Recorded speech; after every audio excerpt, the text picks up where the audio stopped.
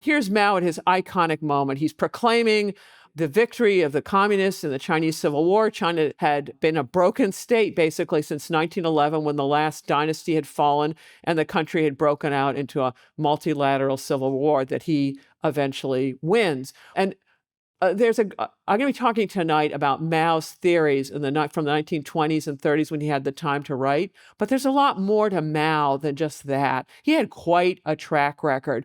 Once he won the Civil War, he imposed a social revolution. What's that? It's more than a political revolution. You're not just replacing the government. You're going to wipe out entire social classes. And I don't mean then, hey, here's your one-way ticket out of here kind of way. No, social revolution is here's a mass grave, dig it, and then you're in it kind of way.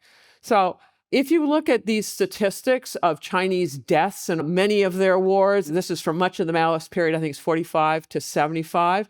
What you'll notice, the figures in white, I believe, are civilian deaths, not military deaths. And it gets really quite ugly. There are more Chinese civilian deaths here than all deaths in World War II.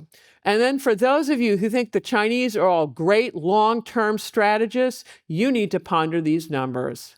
How is it possible to kill so many of your own? That's generally not a mark of good strategy. Moreover, most of them died during the Great Famine, which was the only nationwide famine in Chinese history. Why? Because it's not caused by the weather. It's caused by policies set in Beijing. During the Great Leap Forward, Mao put all the peasants on communes. That meant the party was in control of the food supply, i.e. who lives and who dies. You don't get a meal, you're very dead. In addition, he decentralized industry, and you can see these backyard furnaces pictured here.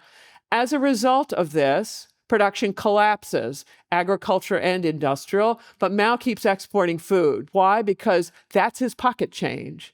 That is a major source of government income if he wants to be able to do anything. So they keep exporting food. As a result, 40 million Chinese starved to death, primarily in rural areas and disproportionately peasant girls, the least valued members of society. The statistic of 40 million deaths comes from this book by Yang Jisheng, who's written the definitive work. The English translation is but one volume. The Chinese original is 3. Yang worked as a journalist for many years, which gave him access to provincial archives, where he surreptitiously investigated the statistics of people who are starving to death, including his father, for whom he wrote this book to serve as an eternal tombstone. So, on the one hand, Mao is the military genius who puts Humpty Dumpty back together again when nobody else could, and they tried for the previous 40 years. On the other hand, he is the psychopath incapable of running an economy in peacetime. Yet, many Chinese revere him as a national hero. Why?